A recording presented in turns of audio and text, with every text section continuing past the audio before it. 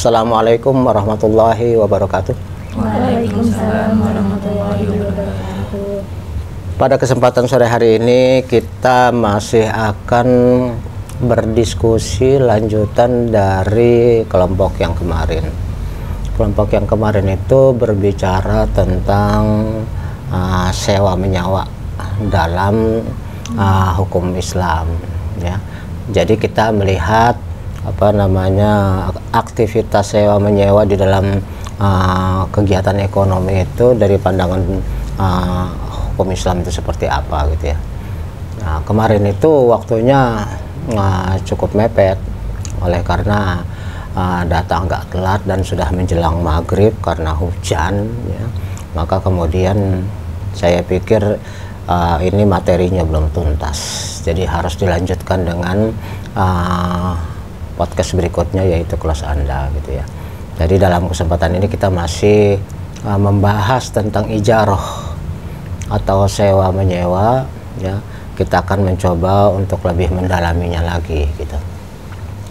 Baik, sebelum kita mulai dengan diskusi kita, maka sebagaimana biasa saya mempersilahkan ini ya teman-teman dari Fakultas Ekonomi ya Universitas Islam Syekh Yusuf untuk memperkenalkan diri ya. Pakai ini sebutin nama dan dari kelas berapa pendidikannya ya. Perkenalkan, nama saya Ingriani Prameswari, saya dari kelas 6A Akuntansi. Oke.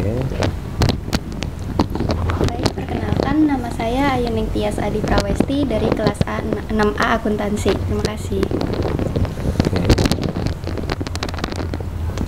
Baik, nama saya Dika Faridi, saya dari kelas 6A Akuntansi. Perkenalkan, nama saya Dinda Nabila Maulidia, saya dari kelas 6A Akuntansi. Terima kasih. Oke, baik, terima kasih perkenalannya. Kita akan melanjut ke materi. Kita juga nggak usah terlalu lama, itu udah geluduk tuh. Kita tahu hujan gede ya. Sebagai lanjutannya, kita coba merefer dulu sedikit yang kemarin. Sewa menyewa itu adalah suatu aktivitas, bisa berupa penyewaan zat, bisa juga penyewaan tenaga, bisa juga penyewaan ide atau pikiran ya.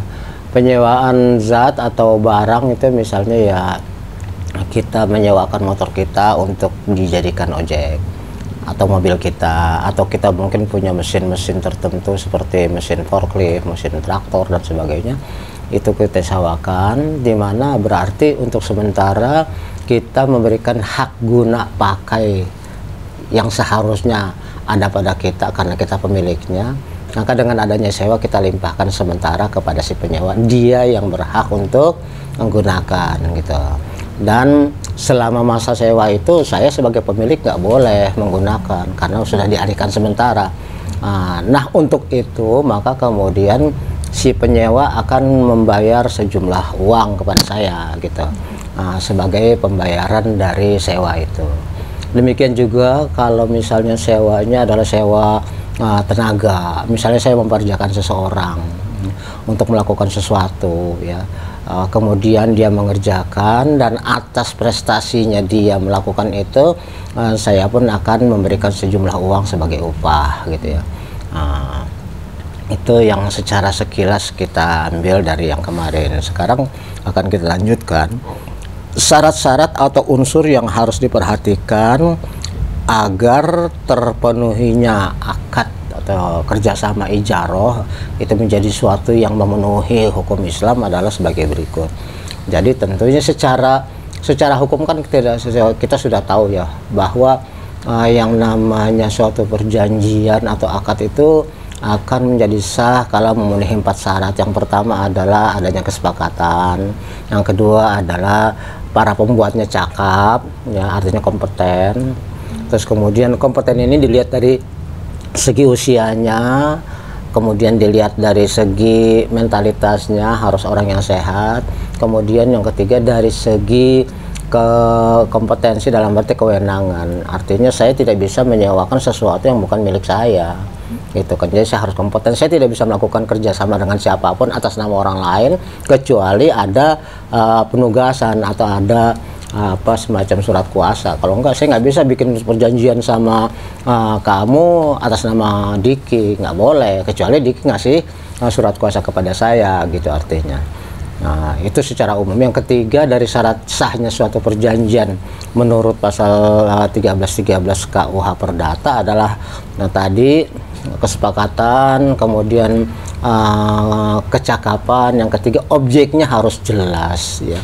Objeknya harus jelas, kemudian yang keempat adalah yang diperjanjikan atau yang dikerjasamakan atau yang mau disewakan itu adalah sesuatu yang tidak boleh melanggar hukum. Jadi nggak boleh kita menyewakan barang-barang yang melanggar hukum, misalnya mau sewa menyewa pistol gitu atau apa untuk kejahatan ya, jadi tidak boleh kan. Oke, sekarang kita akan melihatnya syarat sahnya itu dari kacamata hukum Islam ya.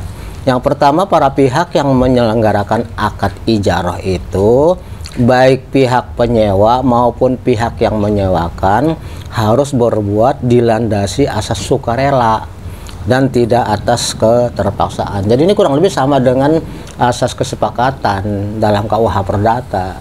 Kenapa? Kesepakatan harus lahir dari sukarela, harus dari keikhlasan. Tidak boleh kesepakatan itu karena dipaksa, kesepakatan karena diintimidasi sehingga orang mau nggak mau jadi nurut, nggak boleh, ya kan? Harus suatu kerelaan, keikhlasan, dia memang sadar sepenuhnya apa yang mau dia lakukan, apa yang mau dia kerjasamakan gitu. Jadi harus dilandasi oleh suatu keikhlasan. Kemudian tentunya yang kedua dalam ijarah agar sah menurut hukum Islam adalah tidak diperbolehkan ada unsur penipuan dalam ijarah itu.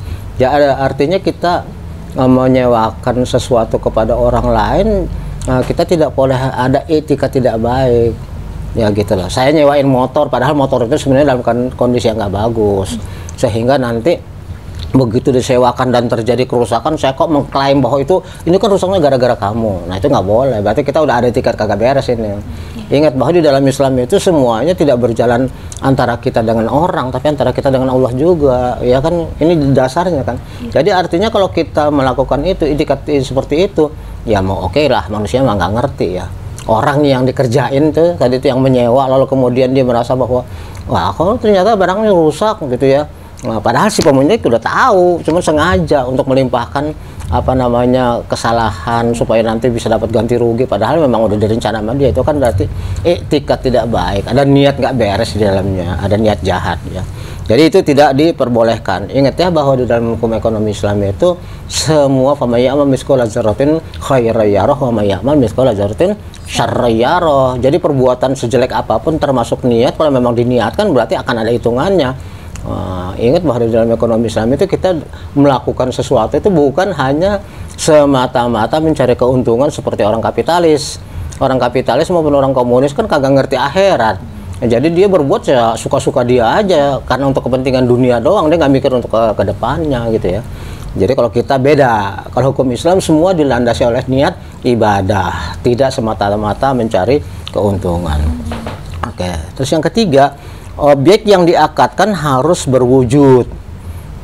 Berwujud artinya harus jelas. Ini sama juga dengan menurut KUH Perdata tadi, objek yang jelas. Jadi harus berwujud dalam arti dia itu harus real ya, seperti bangunan, rumah ataupun kamar untuk disewakan, apartemen gitu ya, ruko dan sebagainya, atau misalnya mobil, motor atau mesin traktor atau hewan bisa juga disewakan untuk diambil tenaganya. Jadi bukan sesuatu yang tidak jelas, menyewakan misalnya tuyul gitu ya supaya kaya, kamu sewain tuyul kamu, nggak boleh. Atau menyewakan apa gitu untuk sesuatu yang tidak jelas terlihat, nggak boleh. Kemudian juga bahwa yang berikutnya syarat dari ijarah yang sah menurut Islam adalah manfaatnya itu, manfaat dari objek itu harus sesuatu yang bersifat mubah, artinya diperbolehkan. Jangan sewa menyewa ya, tapi pemanfaatannya tidak ada gunanya atau malah berbahaya, ya. Sewa menyewa pistol untuk merampoknya nggak boleh, sewa menyewa golok untuk bacok orang nggak boleh, ya. Jadi harus sesuatu yang memang seperti yang dikatakan oleh KUH Perdata adalah objek yang halal, ya. Ada klausula yang halal, sesuatu yang dikerjasamakan, sesuatu yang disewakan itu tidak boleh sesuatu yang melanggar hukum, ya. Kemudian yang berikutnya, pemberian upah atau imbalan dalam transaksi ijarah itu harus berupa sesuatu yang bernilai, ya. Artinya misalnya uang ada nilainya gitu, ya. Jadi bukan sesuatu yang tidak ada gunanya. Oke. Yang berikutnya yang juga harus kita pelajari di sini adalah tentang sebentar.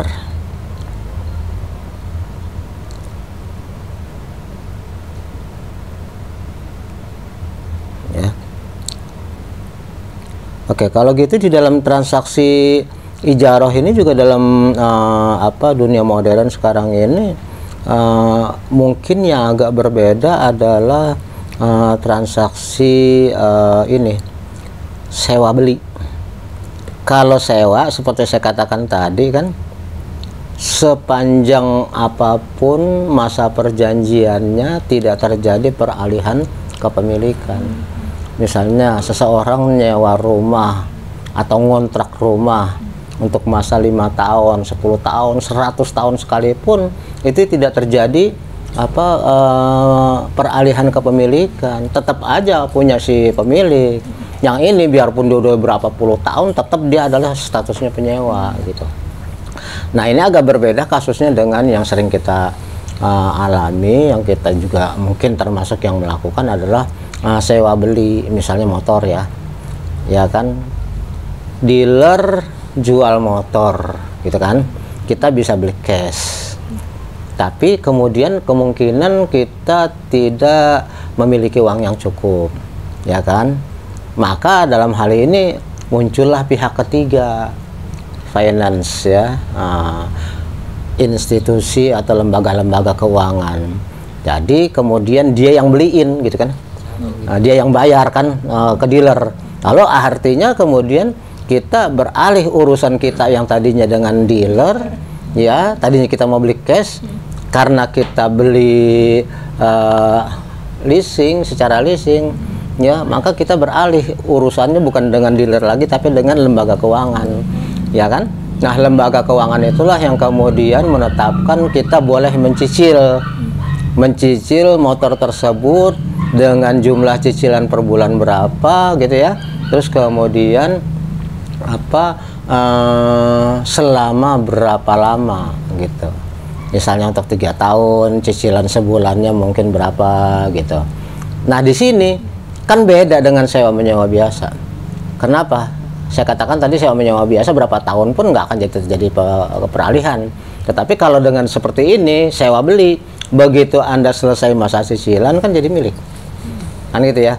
Jadi milik, maka kemudian kita akan melihat tergantung barangnya juga gitu, ya. Kemudian kalau yang ketiga, perpindahan kepemilikan, ya.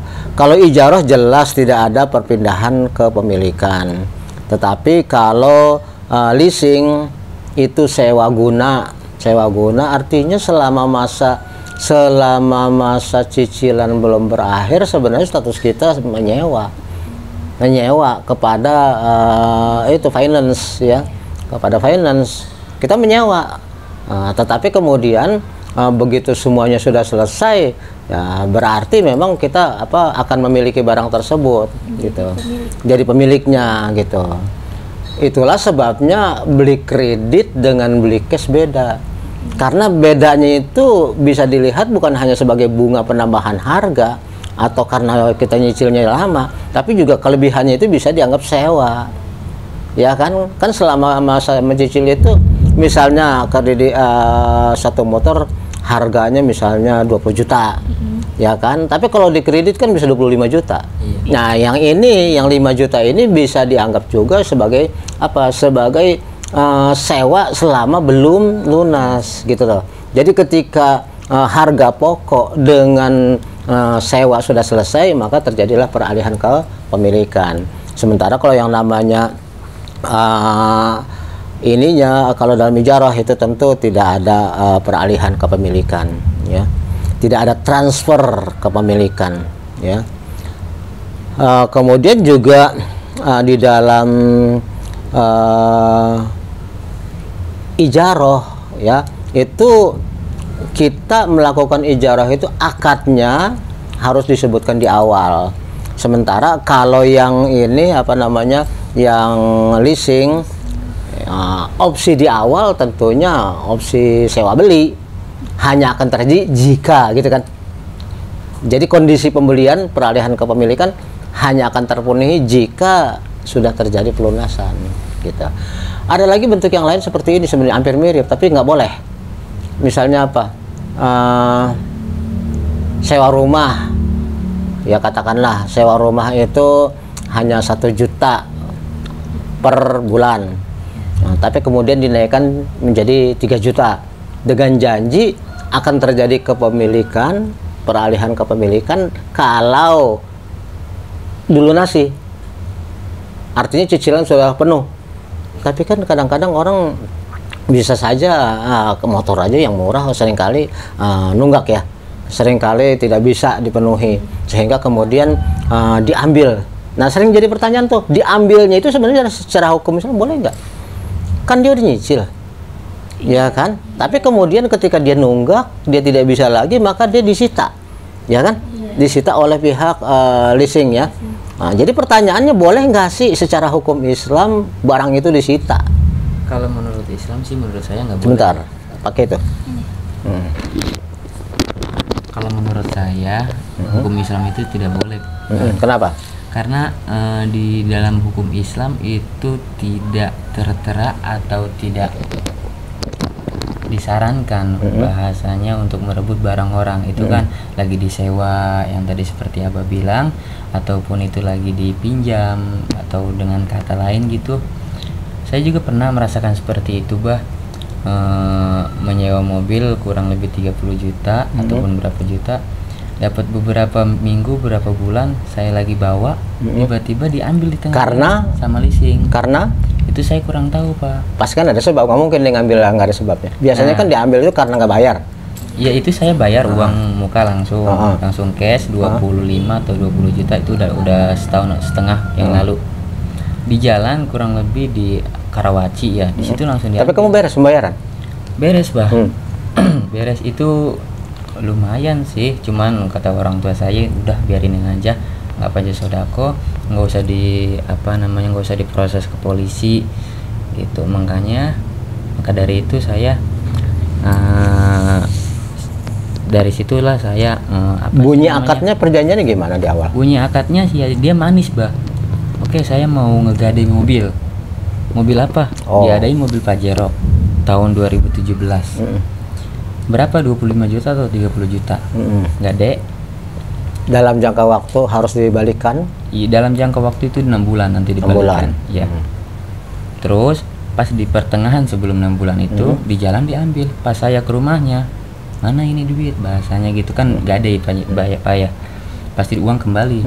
Dia yang menggadaikannya itu angkat tangan, nggak mau bertanggung jawab, dan dia hilang-hilangan mulu. Mobil juga hilang? Mobil hilang, diambil leasing. Oh, itu mah jelas pelanggaran. Nah itu pelanggaran berat itu. Iya, begitu aja sih, Bah. Yang umum terjadi, kalau itu agak-agak kasuistis, agak-agak jarang gitu ya. Yang umum terjadi, seorang sewa beli motor, kemudian dia tidak bisa bayar cicilan dalam jangka waktu 2-3 bulan, sehingga kemudian diambil oleh pihak leasing, gitu kan. Alasannya jelas karena dia nggak bayar. Tetapi secara logikanya, dalam masa sewa sebenarnya itu kan masih miliknya leasing, betul nggak? Kan belum terjadi kepemilikan. Iya. Nah iya, berarti kan memang leasing itu berhak. Cuma persoalannya kalau kita lihat dari hukum Islam, berarti kan orang ini sebenarnya udah melakukan suatu kinerja, suatu prestasi, membayar sekian lama, lalu kemudian begitu diambil duitnya hilang. Berarti kan sama sekali nggak ada bekasnya tuh. hanya dianggap sebagai sewa selama dia pakai. Nah, berarti itu memberatkan. Sebenarnya yang seperti ini tidak diperbolehkan gitu. Tetapi andai kata selisih dari motor itu sendiri istilahnya wajar, itu masih diperbolehkan. Yang nggak boleh itu kayak tadi tuh, seharusnya 1 juta dijadiin 3 juta, kan ada selisihnya banyak tuh. Harapan dari si penyewa itu kan dia bisa melunasi semuanya, mungkin udah hitung-hitung ya, tapi ternyata nggak bisa. Nah, berarti ketika sewa mobil itu atau motor itu diambil lagi, berarti yang 2 juta selisih itu kan jadi sia-sia. Gitu kan ya. Nah, jadi sia-sia, ini nggak boleh, ini yang seperti ini tidak perbolehkan. Tapi kalau misalnya selisihnya misalnya dihitung-hitung, kalau cash 20, kemudian kalau kredit jadi 25, itu masih wajar, mungkin nggak ada masalah ya. Dan kalau memang itu diambil kembali oleh pihak leasing karena dia tidak bisa membayar secara benar, ya memang secara logika masih milik si leasing, ya kan? Jadi nggak bisa kita itu kemudian memprotes, kemudian kan banyak tuh kalau ada debt collector ya, kemudian jadi masalah ya. Kadang-kadang bisa terjadi yang mana yang lemah sih, kadang-kadang yang pihak si penyewa yang dianiaya atau pihak si debt collector yang ini. Sekarang kan aduh galak ini ya. Banyak juga sekarang debt collector yang digebukin orang. Tapi sebenarnya juga itu debt collector tuh hanya menjalankan tugas penagihan kan. Cuma kadang-kadang dia mungkin bertindaknya overacting. Tapi orang kita yang begitu sih susah juga ya. Debt collector kalau nggak begitu gimana ya? Dia kalau lemah lembut nggak bakal diturutin. Mau nggak mau, maka disewalah orang-orang dari sana yang sangar-sangar ya, yang memang pantas untuk menjalankan tugas sebagai penagih. Kalau penagihnya lemah lembut, aduh kayak Diki bisa juga nggak ada yang takut Dik nanti kalau kamu jadi tukang tagih Dik. Ya, jadinya kenapa ya? Karena nggak tampang galak ya. Jadi kalau misalnya yang galak itu yang sangar, yang doyan berantem mungkin. Oke, kemudian berarti di dalam suatu sewa beli yang memang tidak diperbolehkan adalah adanya unsur-unsur yang sifatnya gharar, penipuan. Jadi ada unsur yang disembunyikan. Jadi artinya objeknya itu harus jelas antara kedua belah pihak. Intinya lagi bahwa di dalam sewa menyewa itu sama dengan perjanjian dalam hukum Islam secara umum, yaitu harus didasarkan pada asas wa ta'awanu 'alal birri wat taqwa wa la ta'awanu 'alal ismi wal udwan. Tahu kan ya? Bisa lah Dik, apa artinya Dik? Pakai itu Dik. Saya kurang tahu. Saya tahu. Nah, artinya kurang tahu. Kamu? Kurang tahu. Kurang tahu. Kurang berarti sebenarnya tahu, cuman nggak cukup. Iya dong, yang namanya kurang. Kalau nggak tahu berarti kamu nggak tahu. Tapi kalau kurang tahu berarti sebenarnya kamu tahu, cuma nggak cukup gitu kan. Namanya kurang. Ya, artinya dalam prinsip ekonomi Islam itu adalah tolong menolong, dan tolong menolonglah kalian dalam hal kebaikan dan takwa, alal birri wa taqwa. Dan jangan tolong menolong dalam hal kejahatan dan aniaya dan kemaksiatan, nggak boleh. Berarti kita dalam hal sewa menyewa itu sama, konsep dasarnya adalah tolong menolong. Ingat sekali lagi bahwa di dalam Islam itu prinsip dasarnya bukan seperti prinsip kapitalis yang hanya untuk memperkaya diri sendiri, ya kan. Maka kemudian di dalam prinsip kapitalis kita tahu dijalankanlah riba. Riba itu kan menggetok orang yang lagi susah. Kamu datang ke saya minjem duit, kan berarti kamu lagi butuh duit, lagi susah. Kan nggak mungkin kamu lagi banyak duit minjem, kan nggak mungkin. Nggak ada orang minjem duit karena lagi berlimpah ruah uang. Pasti dia lagi susah, kemudian datang minta tolong pada orang lain. Seharusnya orang lain ini membantu dia karena tahu dia lagi susah, bukan menjadikan orang susah sebagai objek atau wah ini bakal dapat rezeki nih dari dia gitu kan ya. Nah, sehingga kemudian orang yang lagi susah dikenakan bunga, ya namanya juga lagi susah. Dia ternyata nggak bisa bayar, dikenakan lagi bunga berbunga. Itulah yang terjadi, sehingga kemudian orang yang tadinya minjemnya sekian akhirnya jadi berlipat-lipat. Karena apa? Menjadikan orang susah sebagai objek bisnis, ya kan? Sementara Islam mengajarkan ketika orang susah malah kalau kamu tolong lebih bagus. Ketika dia berhutang, berilah tempo untuk dia melunasi. Tetapi Andai kata kamu maafkan lebih bagus. Cuma orang itu kalau dimaafin kesenangan, ya. Maka yang mungkin adalah dia apa namanya memberikan tempo saja. Dan ingat loh, di dalam nanti kita bahas sendiri. Dalam pinjam meminjam Islam itu dipersyaratkan adanya barang jaminan. Karena apa? Karena si penghutang itu yang memberikan hutang itu juga harus dijamin kepentingannya. Jangan sampai orang yang menghutang itu kemudian begitu aja kalau lepas tanggung jawab, ya kan? Nah, ini yang terjadi karena kita tuh ngutangin orang, nggak enak lah. Akhirnya dienakin, gitu kan? Akhirnya dienakin, dimanfaatin. Padahal Islam menginginkan ketika kamu pinjam maka berikanlah sesuatu untuk jadi jaminan sehingga dia merasa aman, pasti duitnya bakal balik. Andai kata nanti kemudian dia ternyata tidak balik, tidak bisa kembalikan, maka jaminannya itu bisa dijual sehingga duitnya kembali. Ada selisih, balikin ke dia gitu loh.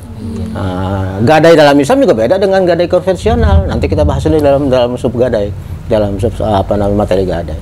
Yang jelas di dalam Islam itu tolong menolong itu yang paling penting, termasuk dalam jual beli juga tolong menolong. Anda jualan kan ditolong sama pembeli. Kalau nggak ada yang beli gimana, kan berarti kan nggak ditolong. Tetapi pembeli juga ditolong sama penjual, kamu nggak dapat barang yang dibutuhkan, ya kan? Berarti sewa menyewa juga begitu. Anda perlu barang tapi nggak punya, ya saya bantu ini, tapi kamu juga kan memanfaatkan. Ya nggak boleh dong kalau kamu gratisin saya, kamu kasih ke saya gitu. Jadi memang dalam Islam itu kedua belah pihak itu dijamin kepentingannya.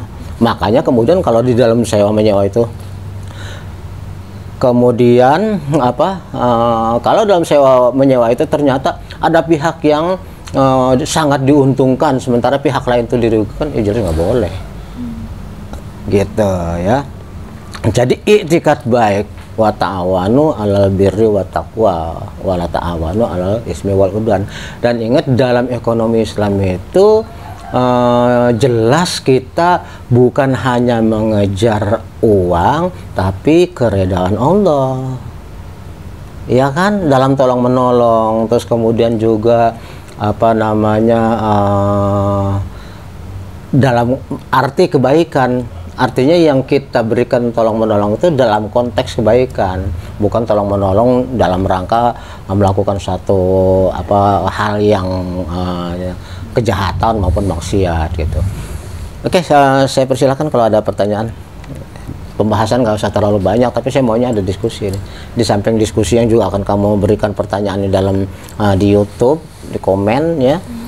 Maka ini juga saya inginkan dari ini. Jadi menarik kita ya. Jangan terlalu tegang, santai ya. Tapi kira-kira ada yang tanyakan nggak? Silakan. Mana ininya? Pakai itunya. Ya. Dik, dimulai Dik. Kalau biasanya dari cowok dulu deh. Biar itu. Pertanyaan bentar dulu. Malahan tadi yang saya pakai omongin itu mau jadi bahan pertanyaan. Nggak apa-apa. Apa misalnya? Dulu. Iya. Ini ada nggak?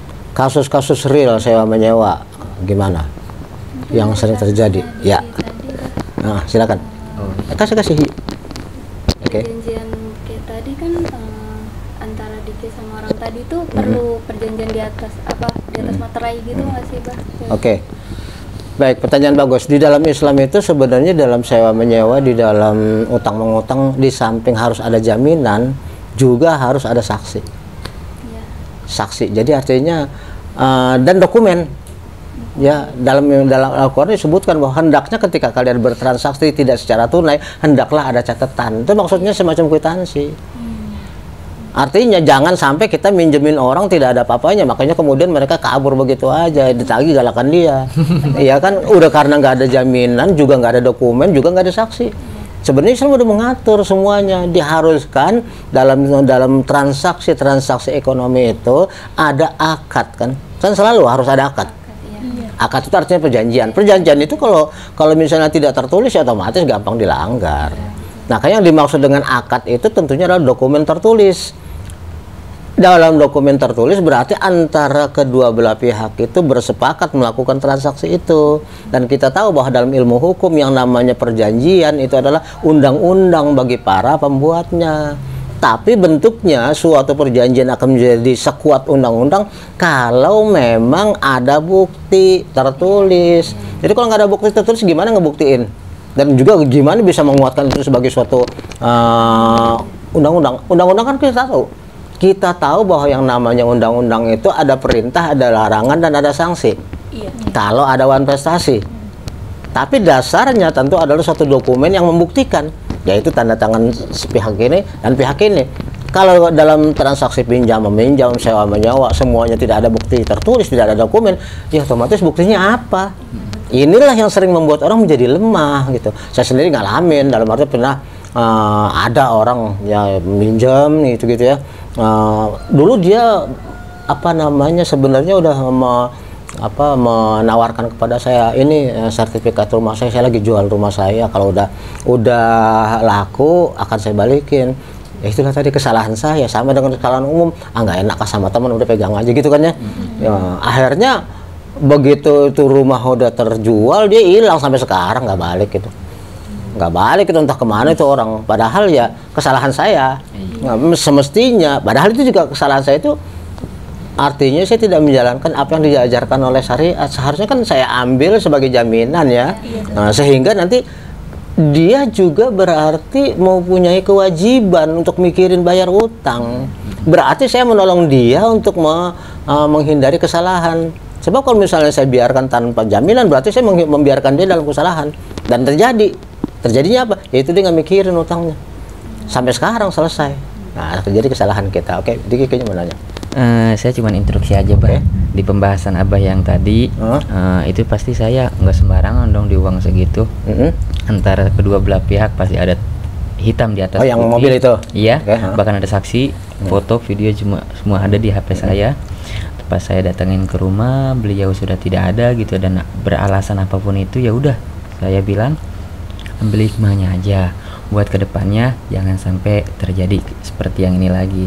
Dan setelah kejadian itu terjadi, dapat beberapa bulan sampai beberapa tahun, kurang lebih setahun, alhamdulillah Bah, diganti mobil sampai 3 karena keikhlasan kami, Bah. Alhamdulillah. Yang tadinya nyewa, yang tadinya menggadai, diganti sampai 3 mobil, alhamdulillah. Iya, alhamdulillah.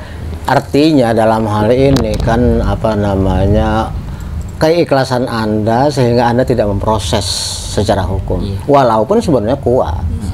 Cuma kadang-kadang kita kan juga kita kehilangan kambing, laporan malah jadi kehilangan sapi gitu ya. Kadang-kadang ya kan akhirnya jadi proses gini selesai kagak, akhirnya malah jadi tambah rugi aja. Sehingga mengikhlaskan, dan ikhlas itulah yang kemudian diganti sama Allah. Tetapi ya itulah kan saya katakan ya, kalau kasusnya Diki ini adalah kasus dalam arti memang nggak umumnya orang kan tidak ada perjanjian, tidak ada saksi, tidak ada dokumen, lalu kemudian kayak saya tadi, kasus saya, akhirnya orang itu kan pergi begitu aja dengan cara seksama dalam tempo sesingkat-singkatnya dia pergi ya kan, nggak ada tanggung jawabnya lagi. Tapi seharusnya kalau saya ambil itu tadi, dia punya sertifikat, tentu dia punya tanggung jawab. Kenapa dia jual nggak bisa ada tanpa sertifikat? Jadi ini kesalahan saya, dan ini kesalahan umum. Kesalahan umum mungkin juga kamu pernah nginjemin sama orang, tapi karena nggak enak udahlah nggak usah pakai apa-apa gitu ya. Akibatnya ujungnya kita ngedumel sendiri, kurang ajar nih orang, kagak bayar-bayar gitu kan, giliran ditagih galakan dia gitu. Iya, itu umum gitu. Jadi artinya sebenarnya menurut Islam itu memang kita harus ada dokumen, harus ada saksi. Nah, tentang meterai, Islam mungkin bukan itu. Meterai itu adalah hukum Belanda yang diterapkan di Indonesia, dan itu hukum sejajar dengan hukum-hukum yang lain yang ada kaitannya dengan Belanda. Belanda itu dulu dijajah oleh Perancis. Perancis itu menerapkan semua hukum Perancis ke Belanda. Belanda menjajah Indonesia, semua hukum Belanda sudah diterapkan di Indonesia. Jadi kita satu garis tuh. Jadi andai kata kita bertransaksi dengan orang-orang yang satu garis sistem hukumnya, mungkin sama-sama pakai meterai. Tapi kalau yang berbeda ya nggak perlu, meterai itu jadi nggak ada gunanya. Ya seperti Jepang cukup tanda tangan, nggak ada meterai, nggak perlu pakai witness, nggak perlu pakai notaris segala, nggak perlu. Cuman kalau kita hukum Belanda jadi pakai gitu, ya gitu ya. Padahal sebenarnya antara tanda tangan dengan cap jempol kan kotak cap jempol, karena itu kan nggak ada yang sama. Tanda tangan gampang, Apalagi tanda tangan saya kayak nama jelas, gampang ditiru. Tapi kalau cap jempol gimana nirunya? Tapi orang itu lebih menguatkan kepada tanda tangan gitu. Saksi, notaris, meterai itu hanya berlaku antara sistem hukum kita yang warisan Belanda dengan hukum Belanda, dengan hukum Perancis, dengan hukum yang mungkin negara-negara Perancis kan jajah negara lain, Afrika Selatan kan jajahan Perancis juga tuh. Nah, jadi situ Peter Botha itu kan yang pernah jadi Perdana Menteri di sana di Afrika Selatan sebelum Nelson Mandela gitu ya. Oke, ada lagi untuk memperkuat. Silahkan, ada kasus lain yang jelas di dalam sewa menyewa ini berlaku iktikat baik, dan kemudian juga dasarnya adalah tolong menolong, dan bahwa kita melakukan aktivitas itu adalah dalam rangka ibadah.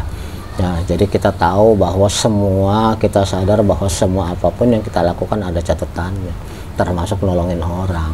Maka berarti orang yang menyewa maupun yang berhutang juga punya pikiran yang sama.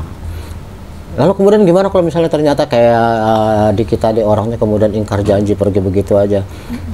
Ya jelas kan sesuai dengan yang tadi, bahwa setiap perbuatan kejahatan pun juga akan ada balasannya. Mungkin dari sisi Diki dia ikhlas kemudian dapat balasan baik 3 mobil, mungkin dia 3 kali kecelakaan bisa aja. Kita kan nggak tahu nggak kamu riwayat dia kan nggak tahu karena kita nggak ngikutin, kita udah ikhlas. Yang mungkin saja dia mengalami 3 kali hal yang sama-sama 3 tapi dia positif, ini negatif. Tapi bukan COVID ya, positif kamu. Kalau positif 3 kali keburu lemes gitu. Jadi dalam hal ini ya pastilah, yakinlah bahwa setiap apapun juga kita lakukan itu positif maupun negatif akan ada balasannya.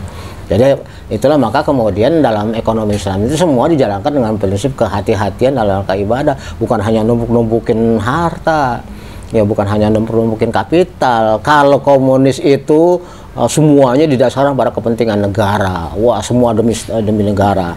Tapi ujung-ujung negara kan yang megang itu para pemimpin. Jadi yang kaya yang pemimpin, kemudian rakyat melarat, tetap aja melarat.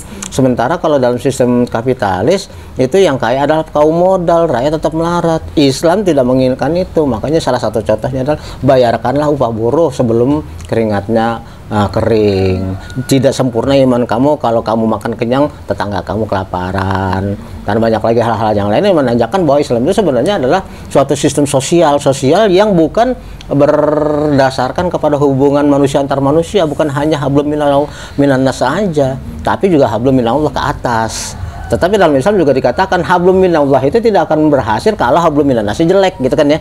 Kamu sholat aja, pergi haji, zakat segala macam, tapi sama tetangga jutek, sama tetangga ribut mulu, sama tetangga julid dan sebagainya. Nah itu nggak beres. Jadi hubungan dengan Allah itu akan baik kalau dengan manusia baik. Percuma kamu banyak kamu sholat tapi jidatmu hitam gitu ya misalnya, tapi kemudian omongan kagak enak didengar ya.